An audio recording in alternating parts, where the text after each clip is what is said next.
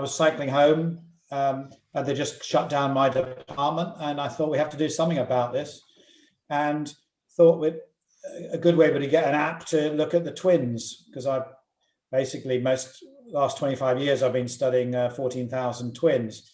So we get an app to them and work out how they're coping with the pandemic in real time.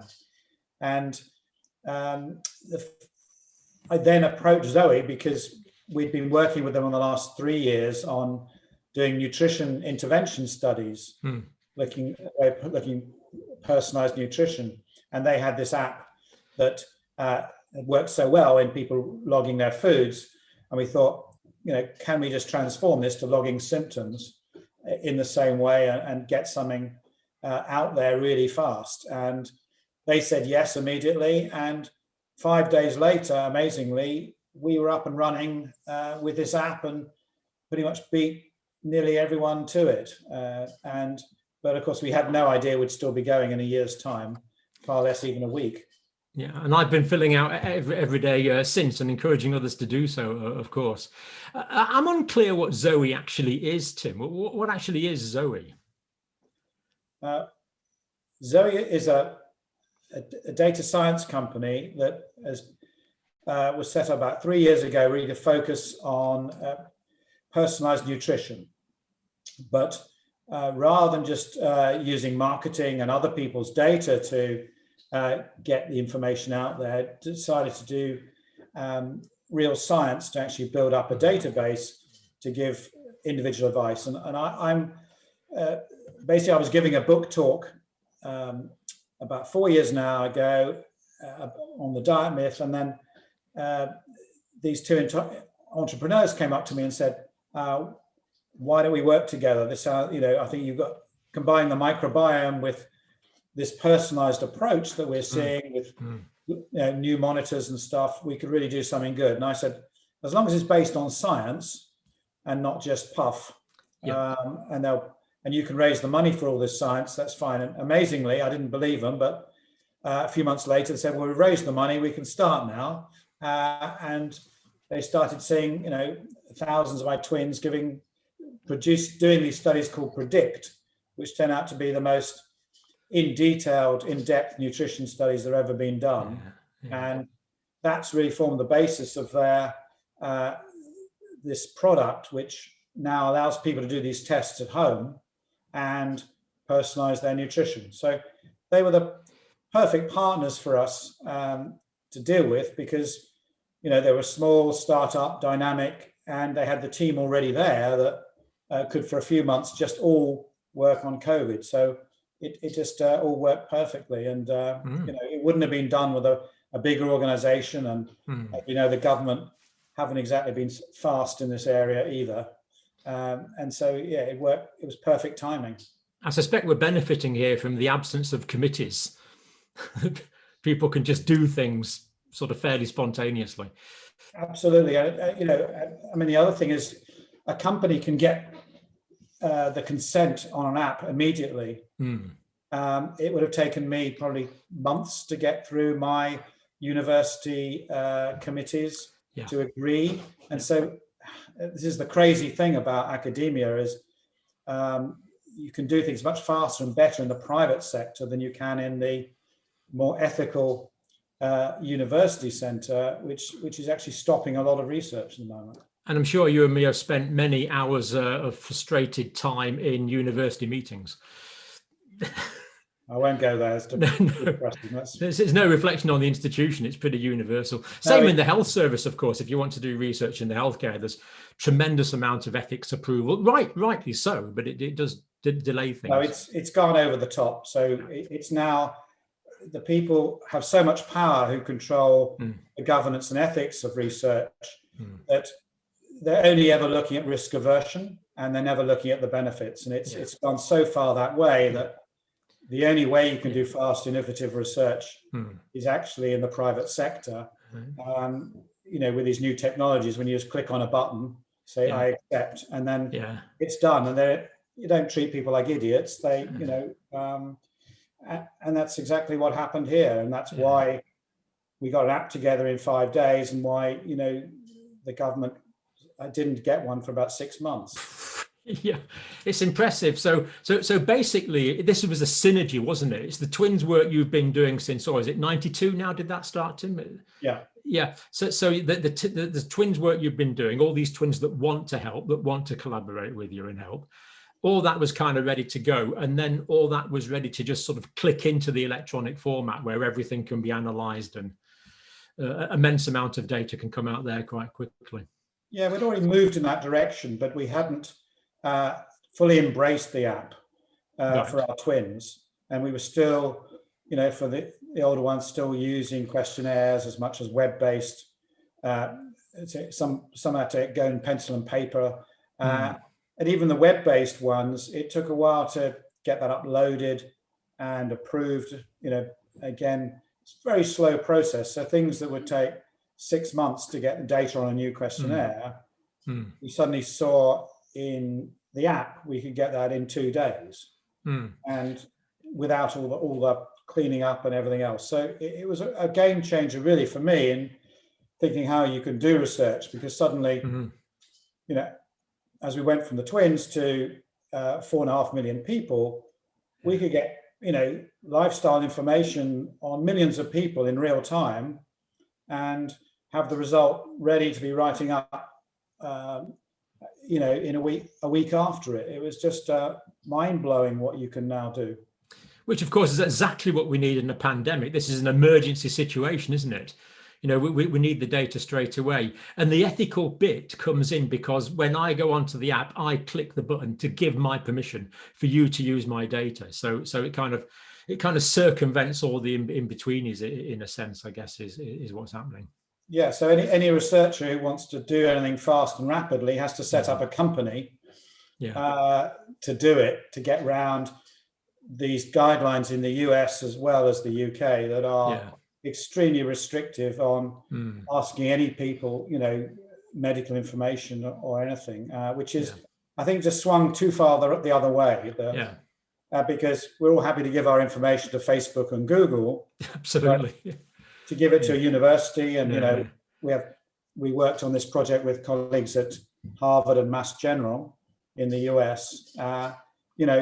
We should be trusting these places more, because we found that with the app, people did trust us with their data because they knew it was an emergency. Yes. And people behave respectfully. We don't always need this degree of safeguarding for things that nowadays in the modern world we're always giving our data to people, and it's absolutely true. With it. Now, you mentioned there that when you wanted to start this partnership with ZOE, you said as long as it's scientifically based. So why is it that the evidence base, it's so important that practice is evidence based? Well, I've been an academic for 30 odd years, and my reputation is based on publishing papers, and I've published over 900 papers, and it was really important to me that we didn't just have another startup company looking at things like nutrition that claimed to have a special blood test or a hair test or a horoscope or whatever it is, that you then make a bit of mumbo jumbo up on the website and put a few MDs with white coats on it, and it's a science company. So we wanted to do science that was published in the top journals. We wanted a scientific board that respected the science, not just the marketing, and that was really important to all of us and the other academics that have got involved with ZOE. And we knew it wasn't going to be easy, but I think once you establish that reputation, then again, like with the app, people will tend to trust the product and realize that you're not going to be telling them untruths, and realize that, like any experiment, it's going to get better as the data gets better, and we're going to keep telling you about it. And that's what's happened so far. As the product's now been live for a couple of months now in the US, because the company's also based out of Boston, and it's part of a similar sort of concept of people sharing their data, and the more people's personalized nutrition data gets shared, the better the algorithms, the better the understanding of what's going on, and we learn more and more. And people will see it goes into real papers, and we publish in journals like Nature Medicine and other high-ranking ones. So I think hopefully this is a new way of combining, the science with the commercial side, and seeing how we can, do both, because the idea is that the science then becomes self-funding. Yes.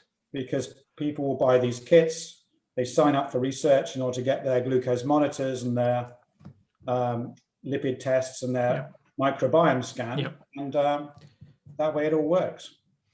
So I don't think people outside academia probably realise that academics spend an awful lot of time not doing research but trying to get funding. So if this is self-funding, that would be ideal. Now the COVID symptom tracker app, Tim, I know there's about 1 million people fill it out on a fairly regular basis. Is that round about the numbers?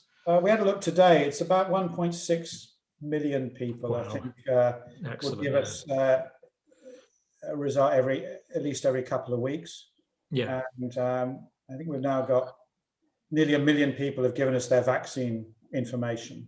Wow. And up to 4.5 million people perhaps altogether have contributed. Yeah, across 3 countries. So most are in the UK. Yeah. And about 10% are in the US. Yeah. And a smaller number in Sweden. But it's great to have those 3 to compare when you do particularly lifestyle questions or validation.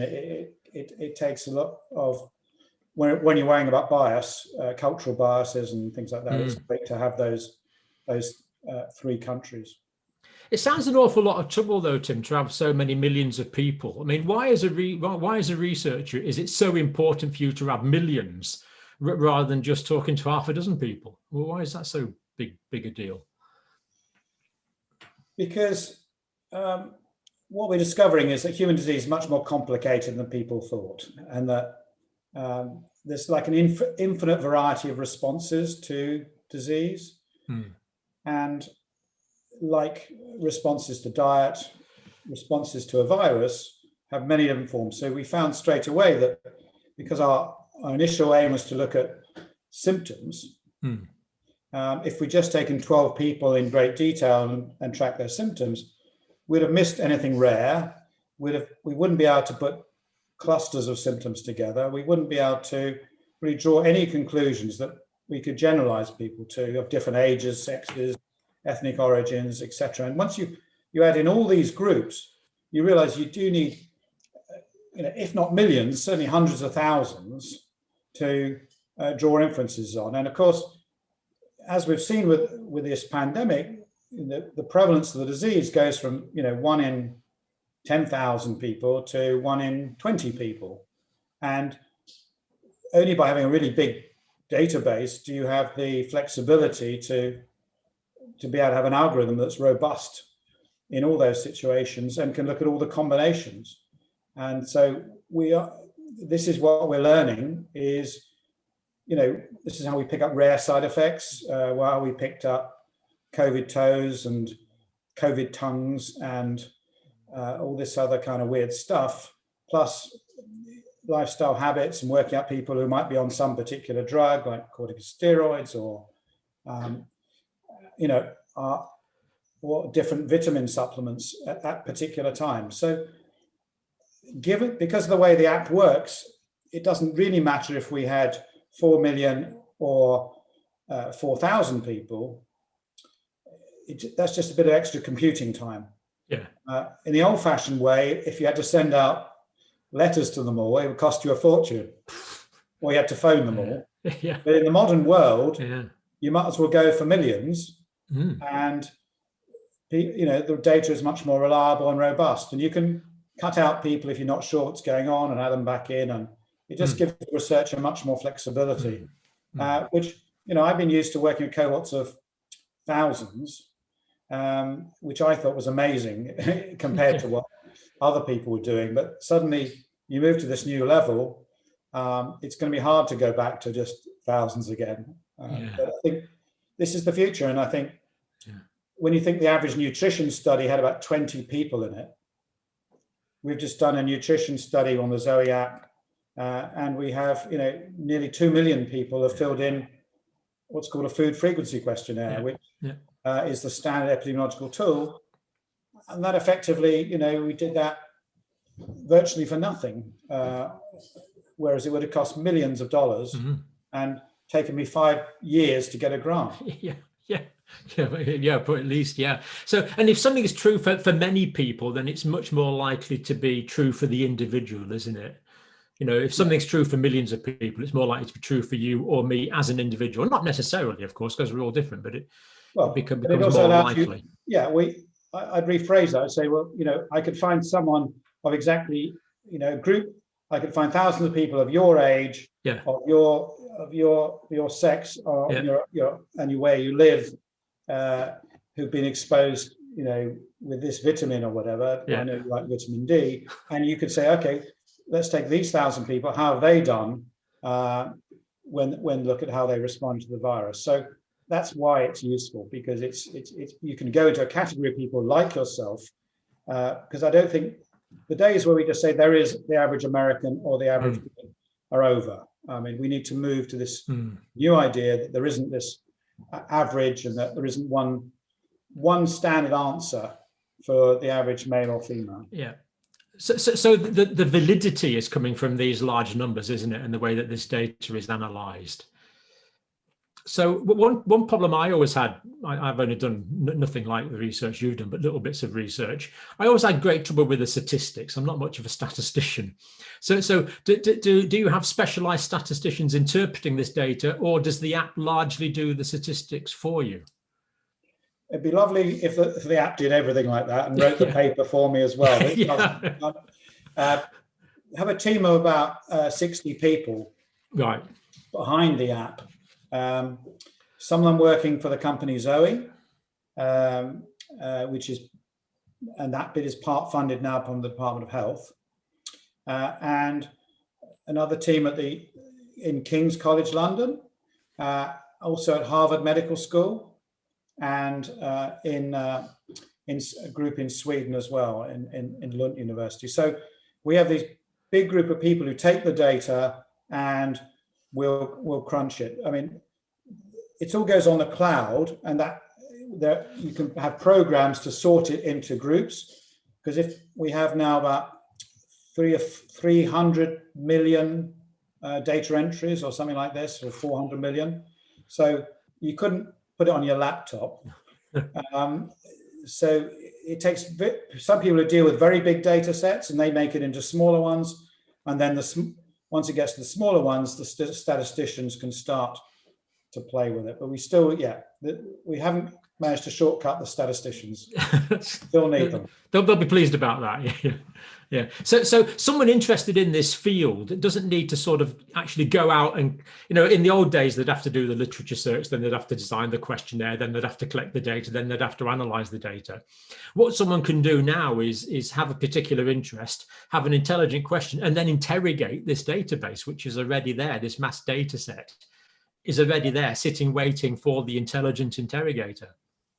Exactly. And that's, part of the deal was that we produce this data every day, and we do a data dump that goes to the government, the NHS, and in the UK it goes to some group called HDR UK that anyone in the world can actually access. And if they've got a big enough laptop, they can have a look at this data. And if they want to see, how many people in Scunthorpe had COVID and also, owned a cat, they can do that. They can make those correlations. So hopefully this will be an amazing data set for years of people coming in and looking, given that we've got regional data on social deprivation, obesity levels, diet, exercise, and we've just completed a mental health questionnaire, which I think something like nearly 1 million people are going to be answering, which is going to be incredibly useful of how people coped with the pandemic and whether that also had any effect on, cause or consequence on their immune systems. So it'd be very interesting to look at sort of early 60s, bald, slightly overweight guys like me that you could have a cohort of. But what's to stop some unscrupulous person accessing John Campbell's data individually? Well, none of the shared data has any identifiable parameters in it. So we don't release that, and we don't actually ask for individual names or specific dates of birth or anything like that. So the risk is tiny of anyone doing it. They'd have to maliciously, hack as they could the NHS. So I don't think that's going to happen. So I think people can be reassured their data is safe with us, but we are, whilst maintaining that safety, trying to get it used as much as possible for the right purposes. And I think everyone on the app really feels that their data is being used as much as possible. Yeah, I certainly had that feeling personally. Filling out information about diet, filling out information about mental health. I was able to do that because, of course, I knew the confidentiality was in place. And I actually found it quite a cathartic experience. You could be completely honest with this app, and that, I found it quite a good thing to do for me. I think the difference is also that we tend to give data back to people in ways that other questionnaires haven't done in the past, and certainly government surveys never do. No, I appreciated that feedback about me particularly.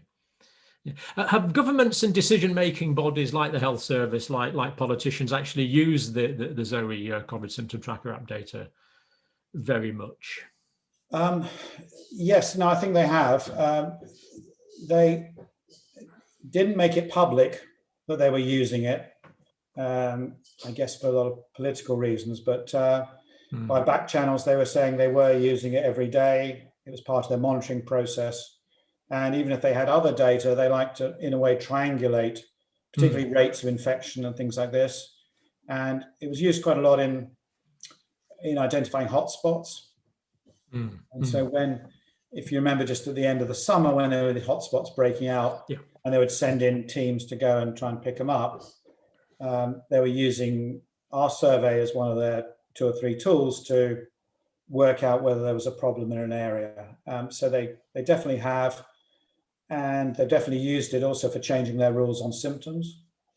Right, interesting. That's good to know that. Just tell us what you mean by triangulation in that context, Tim, please. Well, triangulation really means you get different sources of data that can pinpoint something in a direction. So they might have some regional data that's coming from confirmed cases of PCR positives in an area, but they wouldn't know where it was in that spot that was coming. And then you'd have 2 different sources, a local survey that might be biased, then an unbiased, less biased ZOE survey that was generalizing. And if all 3 of those pointed to one area, then they'd say, okay, that's worth us getting the local authority to go do some screening to see if we can work out where all these cases are coming from. That makes sense, because I actually saw the graphic that you produced recently where you looked at the REACT study data, the ZOE data, and the Office for National Statistics data. And it was kind of comforting to see the not precise agreement, but but generalized agreement, certainly in terms of trend, that those data sources are able to give. Yeah, those 3 are interesting because people don't often realize that the 3 data sets are they're complementary, but they're not measuring exactly the same thing, and they all got different methods. And also there was a difference between prevalence and incidence, and I'm sure you've mentioned this before, but people often fail to realize that prevalence changes slower than incidence. And so often there's been a lag in the media when, say, the REACT study has been presented as saying rates have stopped or rates have plateaued, but that is often a week or 10 days behind the incidence data, where you're the new cases where things are moving again. So it's important to realize that you've got different types of study measuring prevalence, because all 3 of ours measure prevalence as well, but only ours and the confirmed cases are measuring new cases, which is incidence. So it's important, but you do need always to look at all three in context and worry if yours is the only one showing everything going in the opposite direction of everyone else. But it's also quite difficult because ours tends to be the earliest. Yeah. So we sometimes have to make a call before we know whether there's any other data supporting it or not. It's essentially live data very often, isn't it? Which is great. Yeah. So, so we are reporting, I think 3 or 4 days after, there's a 3 or 4 day lag in our data, what's happening. That's just enough time to get the reports back from when people have been swabbed. So that's really, and that makes it really exciting, unlike most other research, which is ages ago. You actually know what's happening in real time. Historical interest, yeah. So just before we move on from the app and big data, I think this is fascinating because people tend to imagine. I mean, you're a doctor. The conception would be that you're in a white coat in a lab, maybe looking down a microscope somewhere. And of course, I know you have done that kind of work, but you're actually moving on now to using big data with the aim of still helping people, still relieving human pain, suffering, and death. But doing this with large scale databases, which really is going to move us. Is it going to move us significantly forward in terms of understanding medicine, healthcare, and well-being? Yeah, I think this has really taught us how much this technology revolution is going to revolutionize not just research in the way the app has, because no one in their right mind is going to go back to sending questionnaires by post. That's right. Yeah. Well, they might do, but I wouldn't fund them if I was asked. Yeah. So everything in the future I think will be done with a phone app, because it's so much cheaper and value for money and faster. So the research side is going to benefit, but also I think just general healthcare. The fact that I think people, just by reporting their symptoms, said they felt better. I've had so many emails, people saying it was so nice to have someone to, in a way, confess, as you were saying, it was a cathartic experience to say, well, I had this symptom and this, I don't know if it was real or not, but, if I mention it, then you can match it up and see, because my GP didn't want to know, hospital was too busy. I think it's really important. So I think we cheered a lot of people up with the app, and that's perhaps something people don't often mention is, how an app can be used to lift and make people at times of pessimism, where they're struck down with disease or whatever, giving them feedback, acting like a surrogate nurse or doctor. And I think that's what we learned, I think. So people now aren't going to go back. They're going to want to be logging their blood pressure this way. They're going to want to be, putting their medicines and seeing, whether other people have any side effects in real time. I think they'll want to be, access to other information. So I really see, particularly in chronic diseases, this really being important. Plus also early warning signs of, another flu epidemic or colds coming through. When can, if you can be part of this early warning system, you'll get to know how to behave in the future. So I see it. The app itself is amazing, but then of course we've got all these wearables and things that people can do themselves without having to go to the hospital or the doctor, that are becoming invaluable tools, so that an individual can take responsibility much more for their own health. And I think that's the real other revolution that's happening. Yeah, I've been advising people to keep a thermometer and an oxygen saturation probe at home because they're cheap, they're easy to use, they collect real data. You can report those numbers to your doctor. The doctor understands those numbers, and it's easy to do with these devices these days. It's exactly. And now we've got continuous glucose monitors, which you can get with kits like the ZOE kit, but I think they're going to be mainstream within 5 years. You can do finger prick testing now for your blood lipids and some vitamins, as you know. And I think people often feel a bit frightened by this, but if, for example, that comes as part of an app, and Yes. you've got everyone else doing having the same experience together. I think Yes. you get this great community feel, as we did with the COVID app, of people wanting to take part and not feeling sort of embarrassed they don't know exactly what to do or what it means. I think it's going to break a lot of barriers. So I think it's going to really help this personalized medicine approach. We won't just be dependent on health services and things like this. We'll be able to get our own information. I think it's going to make a huge difference. As you say, individuals are able to report everything. So, you know, someone gets COVID fingers or toes and they're able to report that. They might not know it's linked, but then there was someone in the next town that they would never have met normally that had it, and someone in London who had it, and a guy in Brighton who had it, you know, and you can put all this together. And the symptom tracker has come up with symptoms that weren't previously recognized. Am I right in saying that, Tim? Yeah, I mean, obviously there's always been some clinician who's pointed it out before we did. Who's a specialist. So, for example, loss of smell, it was the ENT teams that picked it up, or we actually heard about it from some ENT surgeons, but also some doctors in Italy who were seeing patients in ITU. But when we put it on the app, we could actually formally test it against PCR testing for free, because people just gave us their information, and instantly we said, you know, your risk fold is like 15-fold risk if you report that symptom, which is much bigger than anything else. And so we knew it was real. And COVID toes, dermatologists told us, ask people about COVID toes. You know, we're seeing these strange chilblains-like symptoms on people's fingers and toes we've never really seen before. So we put it on, and we got 30,000 people to send us their pictures.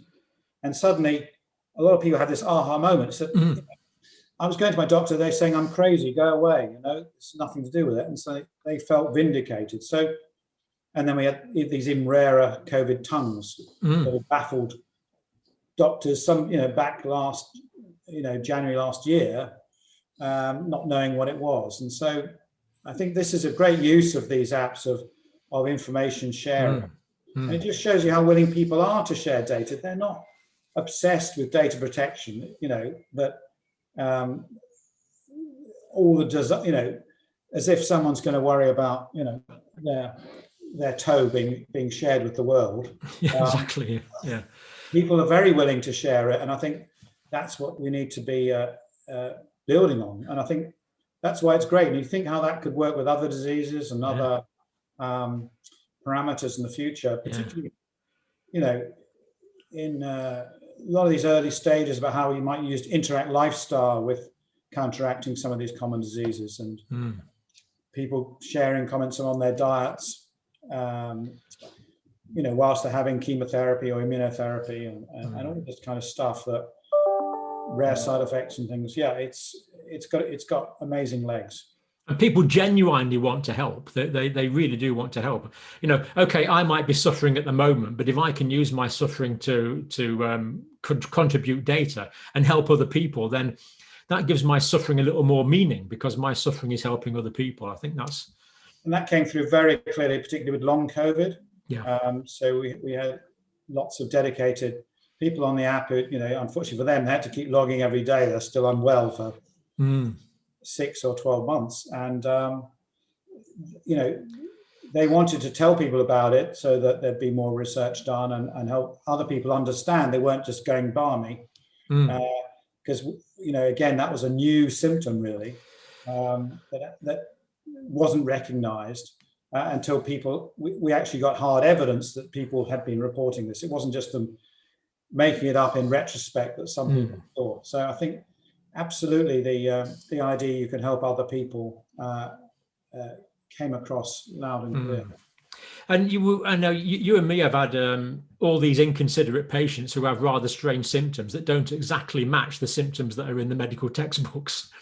So this is kind of taking us beyond that into the realm of individualized disease, isn't it? So, you know, the way a particular microorganism interacts with a particular person is not necessarily predictable, or the way a particular disease process causes clinical features in a particular individual is not necessarily predictable. I mean, does this bring us on to this whole idea of of individualized diagnosis, individualized assessment, and ultimately individualized prescriptions?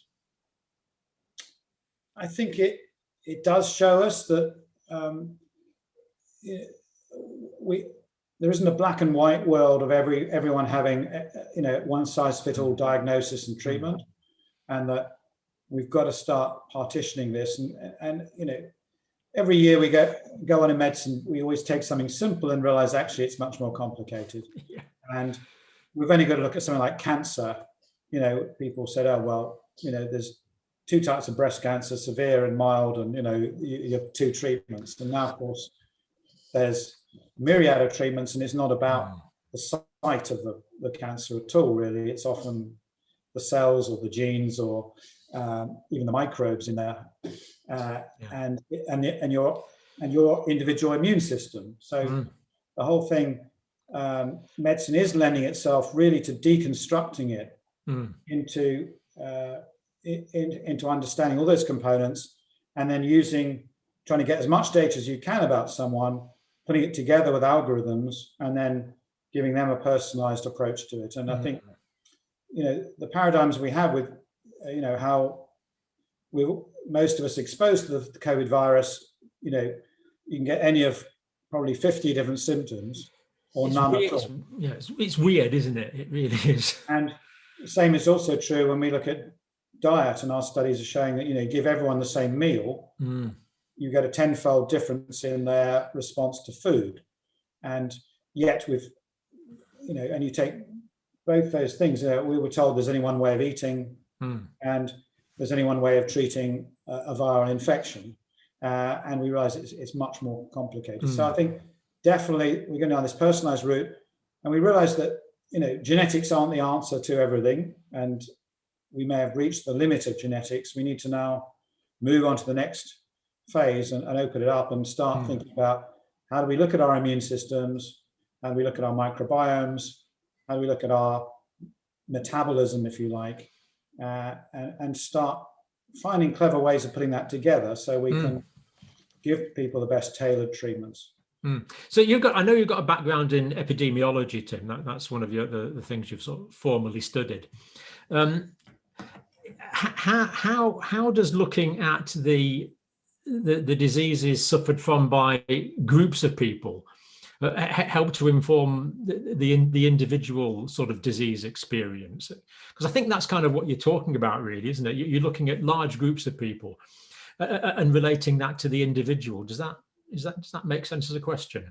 How is the epidemiology relating to the individual?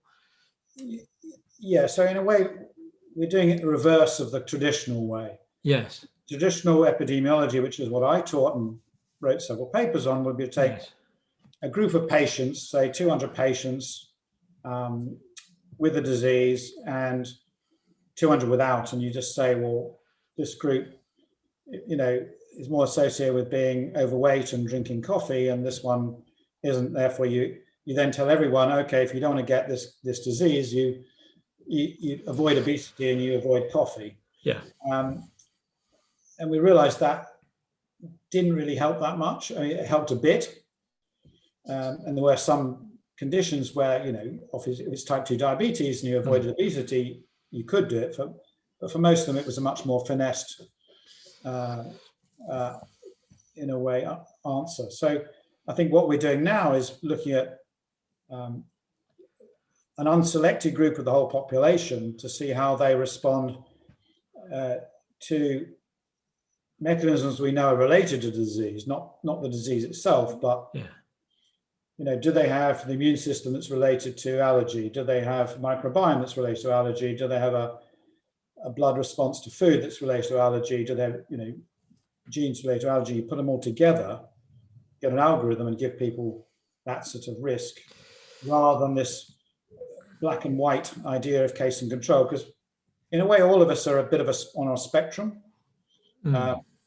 And in a way, our body is constantly, our immune system and our microbes are constantly fighting to keep these cells in control, because otherwise they would very rapidly go to cancer or give us type 2 diabetes. And so it's trying to work out how do we prevent all this and keep our preventive systems in the best order. And I think that's where things are moving now, which I think is very different. And this brings together your kind of interests again. It's fascinating the way that this synergizes, because of course you've got a long-standing interest in genetics from the twin studies and the microbiome. So you've got this interesting sort of endogenous and exogenous sort of etiological factors in disease, really. I mean, if we take a disease like COVID or another infectious disease or long-term diseases, I mean, generally, is genetics, how important is genetics in sort of the burden of disease overall, do you think? Someone's done actually a study on this and did about 300 diseases. Right. And the answer was about between 40 and 50% genetic. Interesting. Which also means that it's 50 to 60% environmental. Yeah. And we think at least half of that is due to diet. Right. Tim, one thing I've never quite understood about this relationship is this fairly new term, epigenetic. What does epigenetic mean? Epigenetics that just means on the gene. It's a Greek word, but essentially it means a way that you can chemically just modify the signals on your genes to switch them up or down, a bit like a dimmer switch on a light bulb. And this is why our cells, our DNA is the same in every cell in our body, but it has little epigenetic signals that make that cell very different, makes a brain cell different to a liver cell. And our epigenetic signals on our body change as we age, and they also differ between identical twins. So that's why one reason that twins are different to each other. And so this is an interesting area. I wrote a book about this called Identically Different, about why twins often were different. And up to about 10 years ago, I realized that I thought this was the complete answer to everything.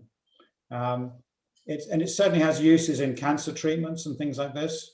But our technology really isn't quite good enough yet to really fully use it. And I think that the differences between identical twins who do differ epigenetically, but don't differ genetically, is smaller than the differences in their microbiomes. And so that's why I switched my personal research from the epigenome, which I was really into in a big way, to studying the microbiome, because I thought that would explain more disease than epigenetics. But I think both have a role. I'm just putting my money on. It's also easier to change your microbiome than it is to change your epigenome in a predictable way. And that's part of the problem, that drugs that are used and vitamins that can change your epigenome they have lots of other side effects and things because it's such a complex mechanism. So I'd kind of thought that you're born as identical twins. Well, at the time the zygote is formed, your genome is pretty well fixed then. I always thought that it was the interuterine development in the first 2 or 3 years of life really that kind of fixed the epigenetics, which genes were expressed and which were not. But I think you're saying that even at my age now, I can change my epigenetics. Is that what you're saying? Yeah, well, they are changing. It changes throughout life. In the last 10 years, they've definitely changed, and you'll have some associated with chronological aging. Right, okay. And even by taking your vitamin D, you might have slightly changed your epigenome. As we know, particularly folates, people who take folate supplements can change their epigenomes in ways that are a bit unpredictable. So the epigenome is still changing, and it does probably change every time you eat. It may change a bit too much to be easy to measure. So some things change slowly, some things change rapidly. Right. And that signal changes the way your genes work. So as you get older, some genes get turned on more and some get turned down. And that's what happens from birth, really, as obviously as we're growing, things like your bone and your muscle genes all get switched up massively. And they obviously, you don't need them once you get to 18 or so, and then they get lost and other ones take over. So we're much more flexible as humans than I think we've been interesting credit for. And that's real part of this idea about us all of us are totally unique, even identical twins. And that's and that's really the thing that struck home to me, how people who look the same, have the same mannerisms, whatever, our bodies are still working very differently, which means that we can't always assume that health advice that worked for someone else is going to work for me. And that's, in a way, the essence of these studies, the predict studies we're doing with ZOE, is showing this unique difference between people, so that you probably need to do some actual tests on yourself to work out what food, supplements, exercise plan, lifestyle is really best for you, and actually test it empirically to be sure. I mean, there is some general guidance that most people don't disagree on, but that only gets you so far. And I think we've now crossed that bridge that says, there isn't one set of advice that's going to work for everyone. Yeah. So I'm much more flexible than I thought. So, I've been teaching genetics and stuff for about over 30 years now, and used to say the genome's pretty well fixed when you're a zygote. Then the epigenetics came in, and the importance of the first 1,000 days of life. And of course, that's still important. But now I realize that I still have a flexible epigenome, which is good. So it means I'm really, what I do now can still genuinely influence my health on going into older life, doesn't it? And exactly. So say you change to an even healthier diet than your current northern diet, John. You have it's not perfect. We can not only you eat something that goes through to your gut, your microbes break that down into other chemicals. They would help your immune system. They would send out other signals to the rest of your body. Obviously, the immune surveillance system fighting cancer, but you'd also interact. You get interaction between your microbes and your genes directly, so that they send signals to each other through their genes, so they can switch each other on and off epigenetically. So it's amazing, isn't it? Amazing. It is amazing, and but I think it's a good message, because I think the original genetic message was a very depressing one. All I can do is blame my parents. Choose your parents carefully. And I think that's really the wrong message. There's a lot everyone can do, to change their destiny, and our bodies are really well suited to do that. And this is, it comes back to Lamarckism and other sort of soft inheritance. But in a way, the data is even better, because Lamarck didn't know about the microbiome, which is another way to really change ourselves. Just give us a quick background. What is this microbiome? Why is it so important? Yeah, I should have mentioned that earlier. So the microbiome is a community of up to 100 trillion microbes that live inside our gut, most of them in our colon. And they weigh, if you put them all together, they weigh about the same as a human brain. And the best way to think of them is as a virtual organ. Okay, so it's like you invented, so suddenly, 10 years ago, we suddenly discovered this organ that was there in our bodies, our liver or our pancreas. And in that organ, you've got all these different microbes, but basically they all serve as chemical factories. They are pumping out tens of thousands of chemicals and vitamins and metabolites that go into our bloodstream. And that's their unique value. And they keep our immune system in check, stop us getting food allergies. They will fight COVID appropriately. And they work with all the cells lining our gut. And they also send signals to your brain, which influence your mood, because they produce dopamine. And they also will decide whether you're full or you're hungry. They can send those signals out. And they also interact with every medicine or supplement you're taking. So to break it down at different rates, explaining why some people don't respond to some medicines. As well. But we used to think that was only genetics, but actually realized that actually the majority of medicines interact with our gut microbes, like things like Tylenol, paracetamol, work in some people or not, depending on what their gut microbes they've got. So it's an incredibly complex mechanism. And of course, you've got the metabolism as well, how fast you get a sugar or insulin peak, and how fast you can get rid of your blood fats from your body. So these are also controlled to some extent by gut microbes. And so increasingly, it could be seen as, this, after your brain, the second most important organ. And so once you understand that, it really means that you have a totally different idea about food, because the whole point of eating used to just be fuel that's tasty. Now it's feeding your gut microbes to keep your whole body healthy. So this is the prebiotic idea, isn't it? Yeah, everything that your microbes eat is a prebiotic, which is most good food and not most bad food. How do I optimize my microbiome, Tim? Okay, a few simple rules. Eat 30 different types of plant a week, and that's not 30 types of kale. Yeah. And remember, nuts and seeds and herbs count as plants. So sprinkling stuff on mixed seeds on your yogurt gets you off to a flying start. And picking variety, when you go out, try and get something new.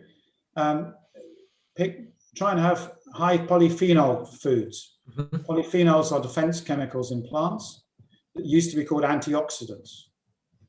And we never really understood what antioxidants meant, but now we realize that polyphenols are like rocket fuel for your gut microbes. And the more they get, the more good chemicals you'll get out. And high polyphenol foods are in dark fruits, berries, nuts, seeds, and in a few strange things you wouldn't anticipate, like coffee, green tea, dark chocolate, and red wine. All quite acceptable food products. Exactly. So, it changes a bit your perception of what healthy food is. And then have regular fermented foods is the other way, which is the probiotics. I'm a big fan of probiotics, but mainly as real food. That's actually eating the organisms, isn't it? That's right. So you have the live microorganisms there, and we know that they do hang around in the body long enough to send out chemical signals to really make the other microbes that are resident there, give off the right healthy chemicals. I think that's the main thing we don't do in the UK diet, isn't it? The fermented foods. Yeah, the US and the UK diets are really poor in fermented foods, and that's for cultural reasons. Many other countries in Scandinavia, Central Eastern Europe, and the Mediterranean always had homemade yogurts as a base of what they ate, and these kefirs, which is fermented milk, and more from Russia and Central Europe, things like kombucha. And of course, the South Koreans, are one of the healthiest people on the planet, and they eat kimchi, which is basically Asian sauerkraut. But I work with Koreans, and they literally have kimchi with every meal, including breakfast. And after a few days, you get used to it. It's quite good. The first day at breakfast is a bit tricky, but it's a bit crunchy, but it's get used to it. Yeah, it's good. So that's they're the good things. Yeah. And then avoiding ultra processed foods. Yes. And artificial sweeteners, which harm your gut microbes, is the other important message, as well as avoiding too much snacking. Give your gut microbes a break of ideally 12 to 14 hours every night. Yes. So that and try and just have your meals and your snacks around 2 or 3 periods during the day. I think that's the other big lesson that I learned. This is the intermittent fasting, but within a 24-hour period, that seems to. Yeah, it fits into the microbiome hypothesis because they prefer that. they actually Right. like a rest. And it's like the American football analogies, it allows us sort of, the offense goes off when the food's out of the way, the defense comes on, and they're specialized at tidying up and getting things out of the way and clear up your gut lining and improve the efficiency of all that, which reduces inflammation and everything else. So give your gut a rest is the important thing. And this idea of we have to be grazing all the time, and I cover this in Spoon-Fed quite a lot of these diet myths that excellent book. Mainly propagated by the food industry, of course, so that they want us to snack, they want us to have ultra foods, which do taste nice, but they're bad for our microbes and they make us overeat as well. And artificial sweeteners are generally bad for our microbiota as well, as I think. They're bad for microbiota, and trials have not shown they have any advantage over sweet drinks, apart from your teeth. Yeah. These polyphenols, Tim, are they the same thing as what we used to call flavonoids? Yes. The antioxidants, yeah, got it. So the terms are often used interchangeably. Right. It's confusing. I think I'd like, because it should be polyphenols and polyphenolic compounds. Yes. But if everyone just used this one word, polyphenols, as the largest group, I think we wouldn't have that. And within that, they're all antioxidants, but there are occasional antioxidants that aren't polyphenols, like vitamin C or something like that. But in general, they all do have a similar role. But we used to think they acted directly on the body, directly on the blood vessel. But we now know that, as far as we know, most of them work by triggering something in a microbe that then produces that change.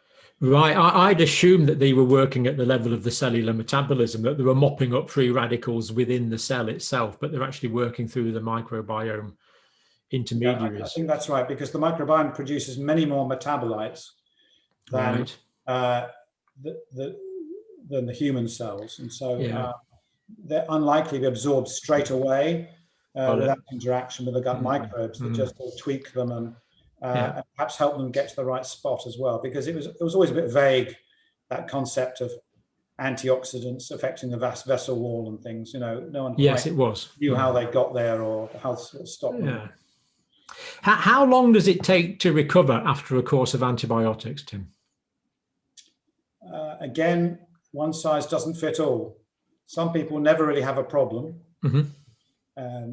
Most people will take several weeks.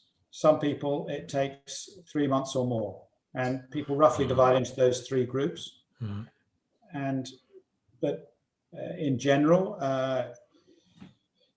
the problem is if you have a second course within, say, 3 months, you're much more likely to have longer term problems, which can last a year or more. And very rarely you get some nasty diseases like recurrent C. diff, which is caused purely by antibiotics. Which I've smelled quite a few times. Let's assume you're somewhere in the middle. But this is going to last. You're going to be unwell or your gut microbes will be recovering for several weeks. And so it is good to try and help them out. Make sure that you really focus on your diet during that time. We still get this C. diff, of course, the Clostridium difficile, but people don't always realize that it can cause death. People have died from.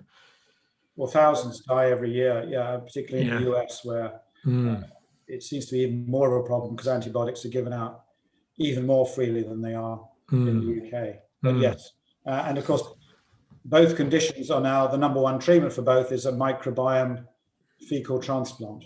Yes, indeed, which is the ultimate probiotic event, really, isn't it? The blunderbuss probiotic, yes. Yeah.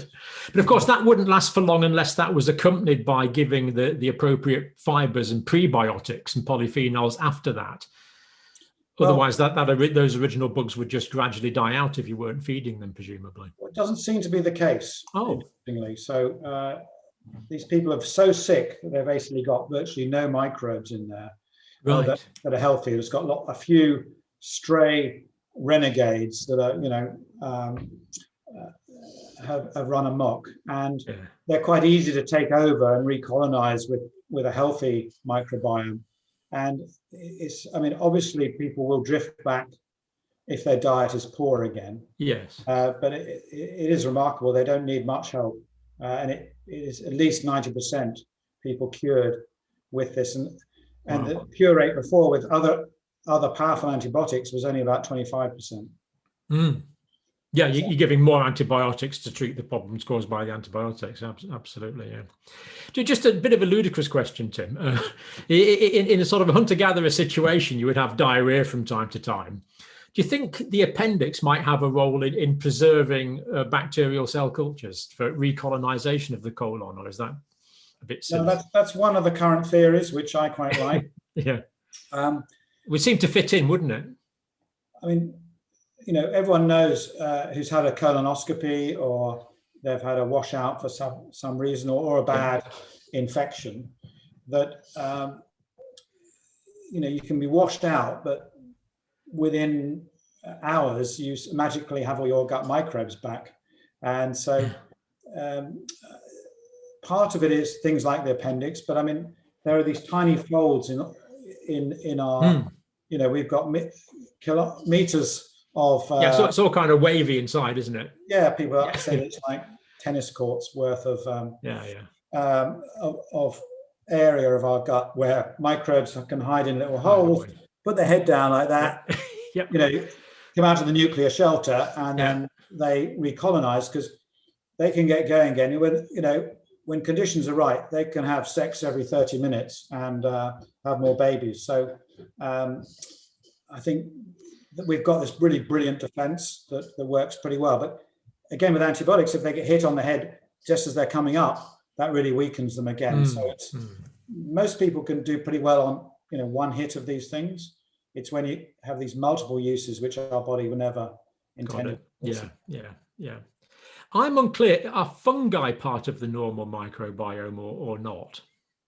Yes, they are. So it's been hard to quantify them because the DNA tests don't break open their cells easily, and they are much bigger than all the other. So it looks like there's not many of them because they've just got one set of DNA, but because they're much bigger than bacteria, we underestimate. We think possibly up to about 4% of our gut microbiome is fungi. Okay. And fungi is eukaryotic, of course, isn't it? It's the more complicated animal type cells rather than the simple bacterial cells. But we think they are actually beneficial, particularly for our immune system and fighting allergy. And so this old-fashioned view that the fungi cause disease is very, very wrong. And people are trying to get rid of chlamydia and things like this. Still do these rather bogus tests about being overrun with yeast and fungi. It's probably the opposite is true. So often when you have inflammatory bowel disease, you might lose some of these valuable fungi, which help fight off invaders and help fight viruses. Okay, so about 4% of the microbiota is fungi, and presumably that's having this important homeostatic regulatory view along with the bacteria. And presumably there's presumably thousands of different, what's the right term, species of bacteria. Yeah, each person has thousands. Each person has about up to 1,000 species. Right. But they also have strains of each one. Right. Maybe 20 strains of each one. So you've always got a totally unique set of gut microbes. Yeah. And of course, there are across the population, maybe 10,000 different species, but each person will only have a selection of them, which varies between Africa and Europe and other places on evolution and on environment as well. And we've adapted with us. And also been changed by things like antibiotics over the time. So we only have half the species that hunter-gatherers have in Africa, for example. They have many more. We believe that the more you've got, the healthier you are and the better your immune systems. And presumably the same way that there's many different species of fungi that do things that aren't necessarily well identified, but interact in complex ways with this emergent characteristics of affecting the brain, affecting the immunity, and all the other beneficial things you've talked about. Yeah, and some people used to use fungi as treatments, cholera and things like this. So people used to, scrape off bits of bark and say it used to cure cholera. I'm not proposing that, by the way. No, we don't prescribe on any of these videos. occasionally there is some truth in some of these. Oh yeah. These old and some of the Chinese used to use a lot of these things in the past. So in a way, using microbes to treat infections, which seems very weird to us, but is now starting to make sense. No, we weren't in the old days. It was viruses bad, bacteria bad, fungi bad. You know, you got thrush in your mouth or vaginal thrush or whatever, obviously bad. Then we realized there was good bacteria and it was still fungi bad. But now we're realizing that the bacteria are good and fungi are good, and it's all this complex interaction. It's amazing, you know. I mean, I've been studying physiology really since I was about 18, I suppose, and still don't know anything about it. It's and now there's this whole new complete paradigm of thinking, which is the microbiota and the way it interacts. It's yeah. So I think what's really important is, because of the complexity, we've got to keep coming back to these broader concepts, and we have to keep changing our ideas of these and not be too closed about it. So I think that's really important, that we don't just because the textbooks which were written 10 years ago, you know, say this, doesn't mean that has to be true. And we've got to start. We've got new ideas now of the immune system that's very different to, you know, what it was 20 years ago. Absolutely. Epigenetics, genes, microbiome, and I think it's realizing that everything's interconnected, and we mustn't try and make one thing the villain. You know, and I think this is the human tendency to always pick out one villain and one cure. We want a simple answer, don't we? We love a simple answer. We want to just say, I just want to take that vitamin supplement and all my problems are over, or I'm going to cut out gluten from my diet and I'll never have another problem again. And of course, once you realize that we're part of this huge mechanism, we just need to take a more holistic view. So how do I get the whole thing to work together? How do I understand the best way for my body to work, that it all fits? And then, you know, the rest will follow. I'm not saying it's easy, but I think that's the longer term view we should all try and get. You know, how do we get our sort of equilibrium right? Yeah, and it's exactly the same with immunity, isn't it? The equilibrium in that. We need immunomodulation because, you know, we tend to think immunity, inflammation, good, lack of inflammation, bad. But now, of course, we know that so many diseases are caused by inflammation and disorders of immunity. And this is another one of your fields, of course, Tim. You were a rheumatologist. You still do rheumatology work. So that's an inflammatory disease. Am I right in saying that? It is, and it's the immune system. Most of the conditions we saw were autoimmune diseases where the body's immune system is overreacting, and it's like it's always trying to fight an invader. And we think autoimmune diseases weren't nearly as common 100 years ago, and they're not as common in Africa and developing countries, because our immune systems are always fighting bugs. And the idea is that autoimmune disease and food allergies have arisen because, in a way, there's, you know, they don't have much practice when they're young to know what's friend and foe. And so, you know, if you think our immune system is pretty amazing, and as well as our microbes, can detect whether, you know, we're ingesting some poison, you know, eating some, I don't know, a little bit of food poisoning, or we're eating something that's a berry that's healthy, or, you know, and when it goes wrong, someone's immune system microbes will recognize a peanut as suddenly a foreign, deadly threat.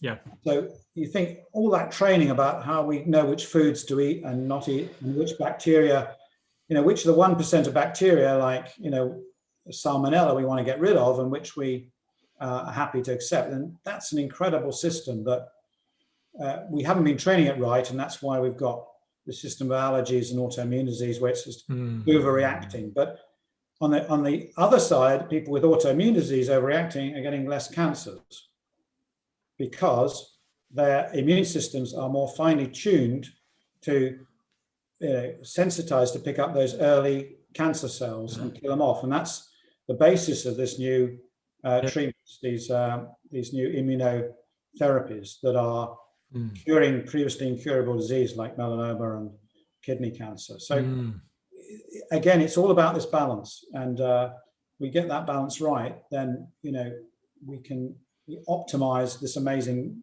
bodies we've got. Yeah. And more diseases are now recognized as autoimmune. I mean, it's only in the past 10 years that diabetes mellitus type 1 really, I think, has been recognized as an autoimmune disease. And about 40 of them now, yes. And there's probably many more that are just under the radar and hard to diagnose. Yeah.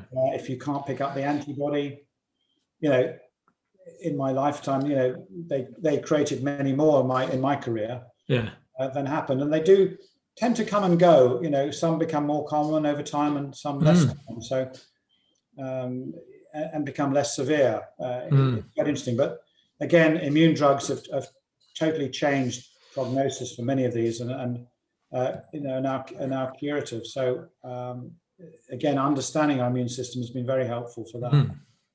And no, I think the way that these things interact with the big data we've been talking about, the potential for learning so much more over the next few years, it's really quite an exciting time. Now, I know you've got to get away to another meeting in about 7 or 8 minutes, Tim. So just tell me what's going to happen for the next year with COVID, please. Well, with my crystal ball, I think that countries that are vaccinating fast, like the UK and the US, are going to see cases drop throughout the year down to fairly low levels. There'll be outbreaks because countries around them won't be vaccinated, and there'll be plenty of cases coming in. And there's increasing stories even about pets and animals contracting this disease, which means that it's going to be around us. There's no way we're going to get COVID zero. And so, but I'm hopeful that it's going to become a milder disease, that we're not going to, with the vaccinations and probably with evolution of the virus, it should turn into a milder condition and not be affecting our life nearly as much as it is at the moment. That's my prediction. But I think every winter we're going to have a little bit of a upturn, and of course we'll have to deal with old-fashioned flu again. Which has been mercifully absent this year. Which completely disappeared. So that will be interesting to see how that competes with this. But I think we'll be in a better position to deal with it. And I think we've now got, tests for it. We can see if it's coming. We've got genetic testing. We've got vaccine boosters. So I, unlike some of my epidemiology colleagues, am more optimistic that, these deadly mutations can occur, but I think the chances are that we'll be ahead of it. And given the better weather in the Northern Hemisphere, we'll get most of our population vaccinated in time. So I'm pretty optimistic about that. And I think people now know much more about the virus. They know how to defend themselves. And also the plus point is people have realized about, how important lifestyle is in fighting this. And, we've got some data coming out about the importance of the diet in preventing severe COVID. We know about improving their immune systems more.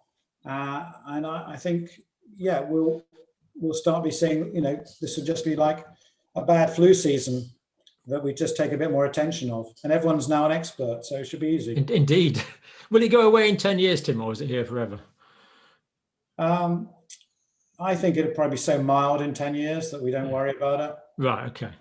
That's fair.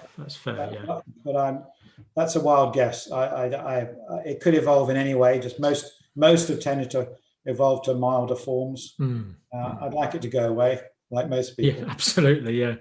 Last question, Tim. Is there going to be another pandemic after this one, or is that the world finished with pandemics now?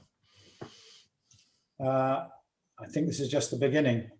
They think this is, if we look at SARS and MERS, it's either number 1 or number 3, depending on how you defined a pandemic. But I think we're going to see more of these as we disrupt the animal community, and we just have to be better prepared next time. And hopefully, I think we might have considered ourselves lucky this time. Absolutely, yeah. I didn't know much about viruses, and apparently in the UK there's something like 10 to the 22 types of virus. It's just unimaginable, all these viral particles or organisms or whatever they are just sitting there, and many of course come from animals, and the risk is that we are so similar to animals that there will be this spillover infection. Yeah. And other pandemics could come. And do you think that the live monitoring that things like the COVID symptom tracker app and the ZOE facility could give us an advance warning of the next pandemic? Yeah, I think that's one of the big advantages of the apps, particularly ours, which focuses on the very first symptoms, where we will see a blip. And this is, of course, what wasn't available, at the start of last year. We had nothing apart from Google searches for cough. I think it was about it, But yeah, that's right. Which there were a lot of in late 19 in Wuhan, of course. Yeah.